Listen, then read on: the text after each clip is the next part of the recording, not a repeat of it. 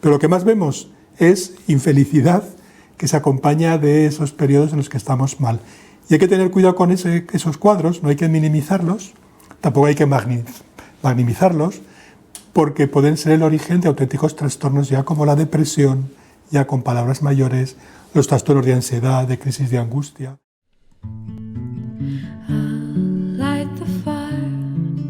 Abrimos esta nueva etapa de Comprometido revisando un tema siempre de actualidad y en el que todos podemos vernos involucrados: los problemas de salud mental.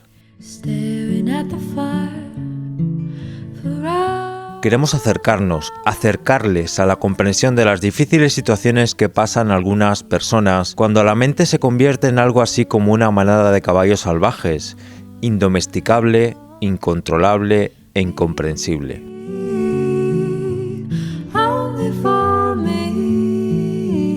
Soy Jesús Artal, psiquiatra, actualmente el jefe de psiquiatría del Hospital Marqués de Valdecilla. El trastorno más frecuente que tenemos en la población, que tenemos muchos de nosotros, sería el malestar emocional. La vida nos trae situaciones de estrés, expectativas no cumplidas, pérdidas de seres queridos, de metas en la vida, proyectos que se rompen, situaciones de tensión en el trabajo, en la familia, decisiones mal tomadas. Todo esto, que no es agradable, muchas veces puede ocasionar auténticos síntomas, como la ansiedad, la depresión, la preocupación, el insomnio. Pues bien, esos son los síntomas más frecuentes que padecen las personas. ¿Es esto una enfermedad?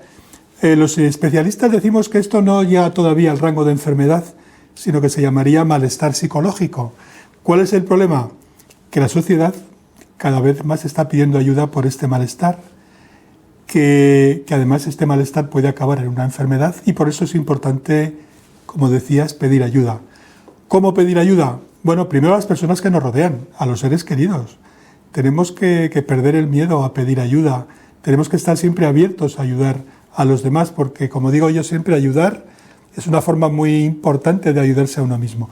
Segundo, tenemos a los profesionales sanitarios, tenemos al médico de familia. El médico de familia es la puerta fundamental de entrada para recibir ayuda especializada si hace falta, porque los médicos de familia en nuestro país son especialistas que están preparados para detectar estas problemáticas, para orientarlas y si hace falta para derivarles a un equipo de salud mental donde hay especialistas en psiquiatría, en psicología clínica, trabajo social, programas especiales. Ese es el camino. Pero lo que más vemos es infelicidad que se acompaña de esos periodos en los que estamos mal. Y hay que tener cuidado con esos cuadros, no hay que minimizarlos, tampoco hay que magnimizarlos, porque pueden ser el origen de auténticos trastornos ya como la depresión, ya con palabras mayores, los trastornos de ansiedad, de crisis de angustia, y luego hay otros trastornos menos frecuentes, pero muy importantes, que sí que quedan en el campo de la psiquiatría especializada, que serían los cuadros psicóticos, la esquizofrenia, el trastorno bipolar, la depresión grave. Esa sería un poco una primera visión de las patologías que vemos aquí en Valdecilla y los dispositivos que tenemos repartidos por la comunidad, en toda nuestra comunidad autónoma. Hay 3 áreas sanitarias, cada área tiene sus recursos, aunque es verdad que el área 1, Santander, es donde hoy por hoy, a la espera de que abran nuevos dispositivos hospitalarios, tenemos la hospitalización psiquiátrica, los hospitales de día más potentes, los programas más potentes, pero se tiende a que los recursos de salud mental estén distribuidos equitativamente por toda la comunidad. Hablando de estos indicadores de salud mental en general, ¿cómo está la salud mental de la población y cómo llegan las personas cuando deciden pedir ayuda? ¿Cómo llegan? ¿En qué estado? Bueno, sí. ¿Cómo está la salud mental de la población? Depende también cómo lo queramos enfocar. Hay un enfoque pesimista que dice que cada vez hay más problemas de salud mental. Bueno, eso puede ser verdad si nos atenemos a las cifras, a las peticiones de ayuda, a las derivaciones, a lo mucho que se está hablando de salud mental, sobre todo después de la pandemia. Hoy en día, personas conocidas, actores, actrices, escritores, deportistas, algo que no hacían antes era decir, señores, yo tengo problemas de salud mental. ¿Quiere decir esto que antes no existían? Estoy convencido de que esos problemas han existido siempre. Las patologías, digamos, más graves, las que llegan aquí al hospital, como son la depresión grave, la esquizofrenia, el trastorno bipolar, sea cual sea el nombre que ha tenido a lo largo de la historia, eso ha cambiado poco. ¿Por qué? Porque tiene mucho que ver con los genes, tiene mucho que ver con lo biológico. Los problemas menores, que digo que son menores porque no son tan graves como esos que he dicho antes, pero el que los padece también sufre, no hay que minimizarlos. Esos problemas sí que tienen mucho más que ver con la historia, con la cultura, con los modelos de educación, con las circunstancias. Un ejemplo muy claro que está en la cabeza de todos y todavía no han pasado 5 años, ahora se van a cumplir 5 años, es la pandemia por COVID-19. Eso fue un estrés que puso a prueba a la capacidad de la sociedad, del mundo, de las personas para afrontar una situación que algunos hemos definido como una auténtica guerra, ¿no? Con una alarma, con mucho destrozo, con un ataque indiscriminado, en este caso por parte de un enemigo invisible, cómo hubo esa fase de alarma, esa fase de resistencia, esa fase de agotamiento en muchos de nosotros, tanto población general como profesionales, y eso fue una situación que efectivamente ha disparado mucho la demanda de salud mental, ha disparado mucho lo que se habla en las redes, en las noticias de salud mental, y también ha disparado mucho, digamos, la idea de que tenemos que buscar ayuda, que no tenemos que callarnos, que por decir que tienes problemas de salud mental, estrés, ansiedad, no eres menos que nadie. Entonces yo creo que eso es lo que ha hecho que ahora se hable mucho de salud mental. Pero el problema de salud mental ha habido desde que el ser humano pues, empezó a tener cultura, incluso seguramente antes. I remember when I saw you at the end of that night. I was looking for some trouble, you were looking alright. Every time you said a word, I was staring at your lips. I don't think I've ever been so close to a love like this. I never met someone like you. Para algunas personas supuso algo terrible, pérdida de seres queridos, pérdida de salud, secuelas, porque sabes que se habla de secuelas físicas del COVID persistente, que es una mezcla de pérdida de algunas capacidades, de sentidos, alteraciones cognitivas, esa niebla que se habla, esa niebla mental que en algunas personas que han padecido el COVID pues se ha visto, y luego el recuerdo y lo que ha cambiado la vida de algunas personas, ¿no? Es verdad que el ser humano, y hay que ser optimista, tenemos una gran capacidad de adaptación.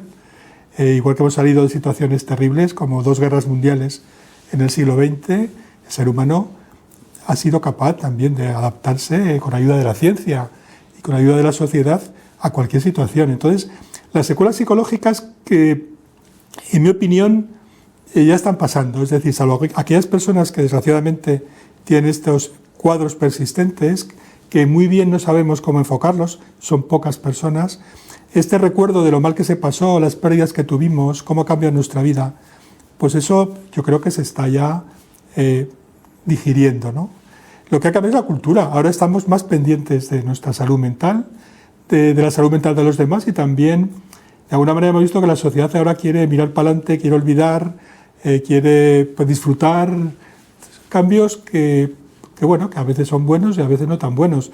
Muchos esperaban que aprendiéramos muchas lecciones con la pandemia, pero me da la impresión de que no hemos aprendido demasiado, ni temas, digamos, de salud pública. Pues cuando estás ahora acatarrado, ponte la mascarilla, parece que nos cuesta, ¿no? Eso pensaba yo que lo íbamos a aprender y no lo hemos aprendido. Seguimos montando en el autobús y la gente tose y no se ha puesto la mascarilla. Ese cambio no lo estamos viendo. Y en salud mental, pues hemos visto más preocupación por los problemas de salud mental y más petición de ayuda, más demanda. Y lo estamos viendo en nuestras agendas, en nuestras listas de espera. Ha mencionado también las redes sociales, el exceso de información, 2 vertientes de este tema que quería plantearle. Las redes sociales, internet, exceso de información, medios de comunicación influyen en la salud mental, y por otra parte, segunda parte de este tema, está notando un aumento de adicciones comportamentales, es decir, de las adicciones relacionadas pues con pantallas, con consumo de medios, con consumo de de Internet. Bien, son varias preguntas muy interesantes. Es un dato ya constatado el aumento de las adicciones comportamentales, adicciones sin sustancia que se llama, ¿no? Y desde luego las redes sociales, la utilización de todos los dispositivos informáticos, pues está suponiendo un aumento de estas adicciones y todo lo que conlleva, porque a través de las redes sociales o de la tecnología, pues además ser adicto al juego, ser adicto a la pornografía, ser adicto a ciertos aspectos más o menos subculturales, como estas redes, estos proyectos que se hablan para hablar de la muerte y buscar formas de hacerse daño. Es decir, las redes sociales son una herramienta maravillosa que nos van a traer muchas cosas buenas, pero también nos han traído este aumento de algo que antes no vivíamos y que ahora sí que tenemos una patología, sobre todo en las unidades de salud mental infanto-juvenil, que llamamos adicciones sin sustancia. Y esto sería bueno combatirlo. Se están haciendo campañas a nivel de los sistemas educativos, pero es verdad que tenemos que educarnos mejor y saber manejar esta tecnología, ¿no? Las redes sociales, en mi opinión, siendo un avance y permitiendo estar más informados, más rápidamente informados. El problema es cuando no se transmite información o no se transmite conocimiento, sino que se transmite datos, en el mejor de los casos muchos datos, a veces contradictorios, y en el peor de los casos pues muchas mentiras y muchas, prejuicios o muchas ideas preconcebidas o ideas que están pensadas para dañar. Entonces, sí que la sociedad, los sistemas educativo y sanitario tenemos que seguir trabajando no para evitar o para controlar o para cercenar la libertad de las personas, pero sí para aprender y enseñar a manejar mejor estas herramientas tan potentes y con tantos efectos en la psicología, sobre todo en sectores de la población más vulnerables. En la pandemia, ¿qué sucedía?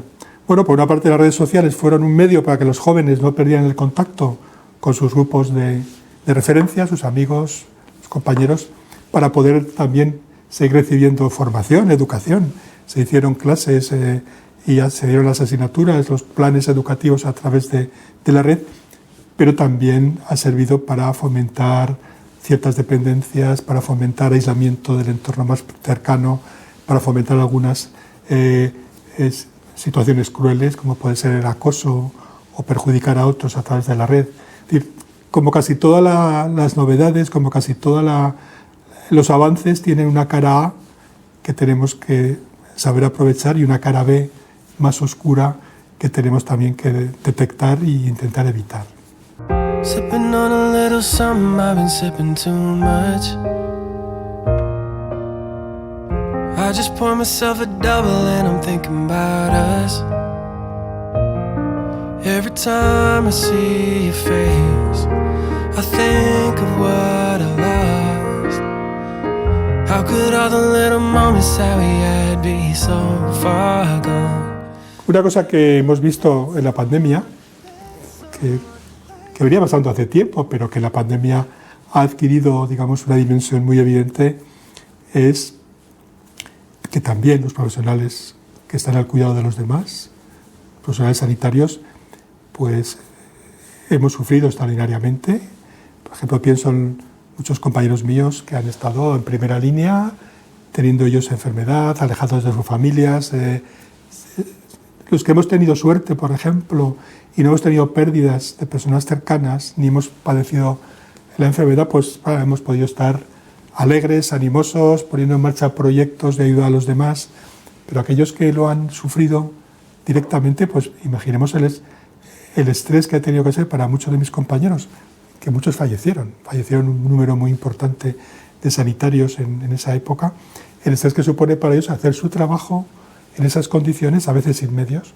Bueno, pues ¿qué nos hemos dado cuenta con todo eso? Y si puede que vuelva a pasar algo parecido, pues que tenemos que cuidar a los que nos cuidan, aunque solo sea por egoísmo. Si tú no cuidas a tus cuidadores, cuando te los necesites no van a estar ahí.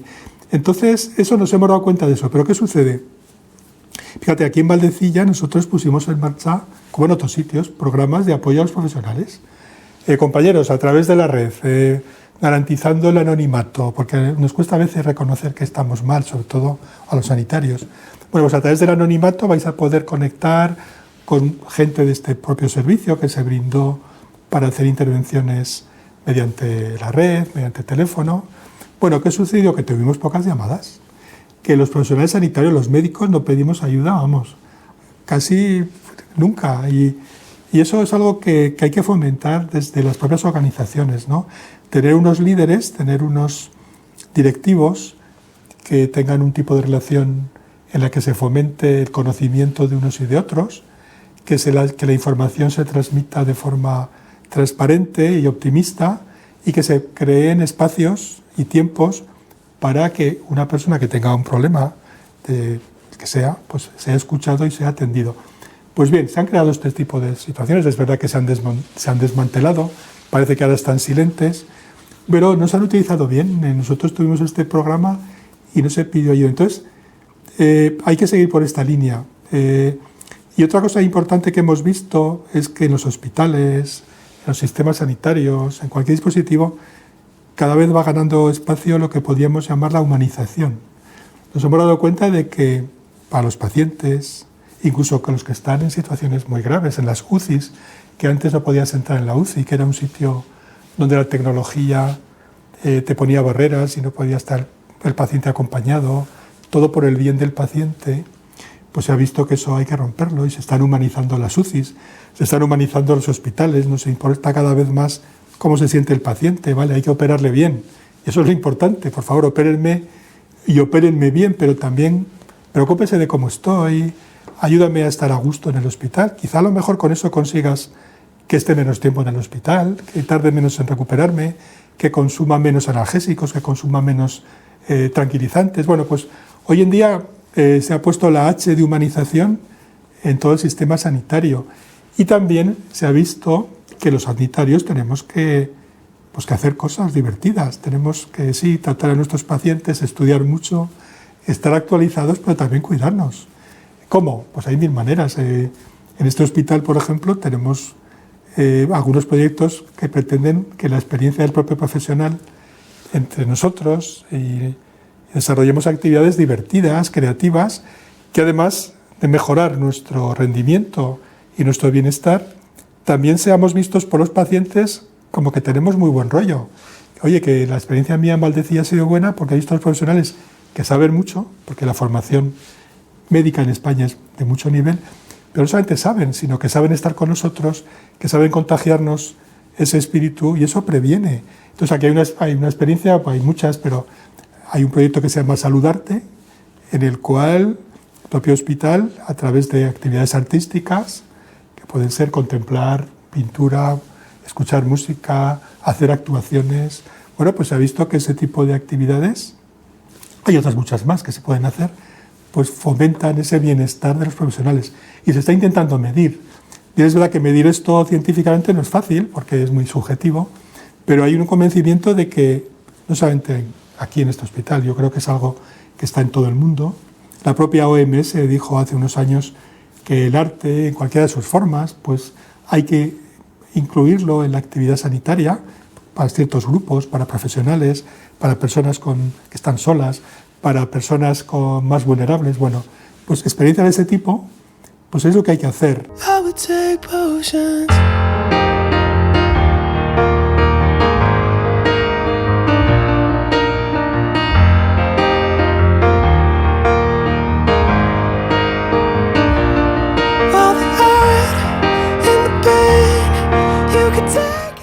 Jesús, ¿qué les diría a estas personas que, bueno, pues pueden estar pasando un mal momento y que no se deciden a pedir ayuda, no son capaces o simplemente creen que no es el momento y que no ven la luz al final del túnel?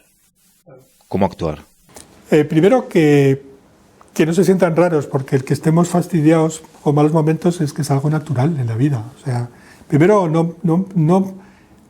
no medicalizar, no psiquiatrizar, no psicologizar el malestar, que se lo cuenten a las personas que les quieren, ¿Por qué tenemos miedo a contarles a las personas que supuestamente nos quieren que estamos mal? Si la sociedad, la familia, la pareja se inventó para muchas cosas, pero entre otras para ese apoyo mutuo. Entonces, no tengas miedo de ser una carga, no tengas miedo de que no te quieran o de que te descalifiquen. Fíjate, yo veo señoras que cuando llegan a la edad en las que ya no hacen tantas cosas como antes, ya no tienen ese papel tan importante, ya no pueden hacer una comida para 20, empiezan a pensar que ya no pintan nada y que no les van a querer. Es decir, esas ideas que tiene la gente de que si no eres muy útil no te van a querer y no quieres pedir ayuda. Bueno, pues por favor, cuando tengas un mal momento, que todos tenemos, pide ayuda a las personas que te quieren. Es verdad que eso a veces no es suficiente porque muchas enfermedades aparecen en ese momento, la depresión, la ansiedad. Si esa ayuda que se hace uno mismo, hablando con uno mismo, o las personas de mi entorno, esa ayuda informal, que es la más importante, no funciona, habrá que pedir ayuda. Entonces, estas personas, por favor, que nadie deje de pedir ayuda cuando esto ya le complique la vida, le afecte a su día a día y no sea suficiente con el apoyo de las personas que me quieren, que nadie se quede sin pedir ayuda por estas ideas que hay a veces sobre la psiquiatría y sobre la salud mental, que me van a empastillar, que me van a etiquetar, que me van a considerar que estoy loco. Yo creo que en los últimos tiempos estamos dando un mensaje a la población de que el malestar psicológico es algo normal e incluso tener un problema, un diagnóstico de depresión, de ansiedad, es algo que forma parte de la vida y que tenemos excelentes tratamientos psicológicos y farmacológicos cuando son necesarios para ayudarnos a que ese trastorno sea más corto, tenga menos repercusiones y nos permita hacer una vida normal. Desde que yo empecé psiquiatría hace ya 40 años, pues había muchas personas hospitalizadas que su vida estaba totalmente condicionada con la enfermedad. 40 años después, tenemos tratamientos que han permitido que incluso enfermedades muy graves como la esquizofrenia, como el trastorno bipolar, la expectativa de una persona con esquizofrenia y con trastorno bipolar hoy en día, si hacemos bien las cosas, si tiene apoyo, si tiene acceso a los programas especializados, es una expectativa de poder hacer una vida prácticamente normal, como cualquier otro enfermo, como un diabético, como un paciente con patología respiratoria. Es verdad que tiene que medicarse, que tiene que acudir a sus revisiones, que tendrá épocas en invierno el paciente respiratorio o el paciente diabético, épocas en las que tiene una recaída, también las va a tener el paciente con problemas de salud mental incluso graves, pero que en un plazo relativamente corto va a compensarse y a poder hacer una vida prácticamente normal. Entonces, por favor, que nadie deje de pedir ayuda por estas ideas preconcebidas de que la psiquiatría te va a quitar la personalidad, te va a quitar la voluntad, te va a empastillar, que no te van a ayudar. Oye, la psiquiatría y la salud mental han avanzado espectacularmente y ahí me gustaría hoy dejar eso muy claro, que nadie deje de pedir ayuda por estas ideas. Por favor, si tu entorno, si tú mismo no puedes superar un problema, pide ayuda al sistema sanitario, primero de medicina de familia y después, si hace falta, profesionales de la psiquiatría y de la salud mental. Jesús, ¿alguna terapia que se esté aplicando novedosa, llamativa? Bueno, de vez en cuando escuchamos en los informativos, en los medios, leemos que hay terapias impactantes, ¿no? Que están teniendo efectos muy positivos. ¿Hay alguna que estén aplicando aquí en el hospital o, bueno, pues que conozca que sea importante en este sentido? Yo digo a los alumnos que cuando elijan, acaben medicina, son alumnos muy buenos, porque han pasado pues un bachiller estupendo. Para hacer medicina hay que sacar un 14, un 13 en todo lo de la EBAU, son excelentes. Y yo les digo, oye, cuando elijáis una especialidad, la psiquiatría, aparte de bromas y chistes que incluso los propios psiquiatras hacemos, sobre que hay que tener buen humor y que hay que reírse de uno mismo y viva el humor y viva el amor como dos herramientas fundamentales para que la vida sea mejor, que penséis en la psiquiatría, que es una especialidad que ha avanzado extraordinariamente. Lo que yo vi cuando yo empecé hace 40 años la psiquiatría a lo que estoy viendo ahora, el cambio ha sido radical. La mayor parte de los pacientes pues, pueden hacer una vida normal, como en el resto de enfermedades. ¿Y eso cómo se ha conseguido? Con grandes avances. Tenemos la psicoterapia que es intentar prevenir y tratar los problemas de salud mental mediante el diálogo, la comunicación, generalmente verbal, con un profesional de la psiquiatría o de la psicología, pues ha desarrollado mucho y tenemos programas de psicoterapia muy especializados, individuales, programas para determinadas patologías, tratamientos grupales, tratamientos que combinados con la medicación son muy útiles. Eso está, digamos, a disposición. Es verdad que en la seguridad social todavía tenemos que avanzar mucho más en tener más recursos y más tiempo, porque lo más caro que hay en este mundo es el tiempo. Y, por ejemplo, un acelerador de protones pues cuesta mucho dinero. Y nosotros no tenemos en psiquiatría todavía eso, por nuestros aceleradores de protones, nuestras máquinas son las personas. Y eso sí que es complicado, y el tiempo que hay que dedicar a los pacientes. Pero se ha hecho un gran avance. Entonces, para ese malestar psicológico, para esos problemas, la mayor parte de los problemas de salud mental, tenemos tratamientos psicoterapéuticos y farmacológicos muy importantes. Tenemos antidepresivos, que son bien tolerados, que no crean adicción, que se pueden tomar con pocos efectos secundarios y que en unas semanas, con un poco de suerte, pueden hacer que una depresión que te complica la vida, que te impide hacer tu trabajo, divertirte, desarrollar tu plan de vida, impedir que se cronifique. Tenemos antidepresivos, pastillas, que hay que saber utilizar, hay que saber cómo poner, saber cómo quitar, que no hay que tener miedo, que hay que seguir las recomendaciones que nos hacen los médicos y los psiquiatras. Es que tenemos hoy tratamientos, por ejemplo, que llegan mucho antes al cerebro.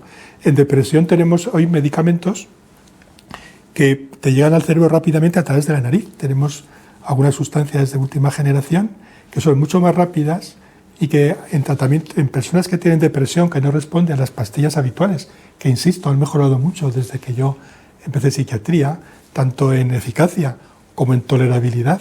Esas personas que decimos que tienen depresiones resistentes o difíciles de tratar, pues en un porcentaje superior a la mitad de ellos están mejorando mucho con un tratamiento que consiste en inhalar una sustancia pues que te llega rápidamente al cerebro y en pocos días, en más de la mitad de los casos, hay una mejoría espectacular, se reduce el riesgo de suicidio y la persona puede retomar antes su actividad.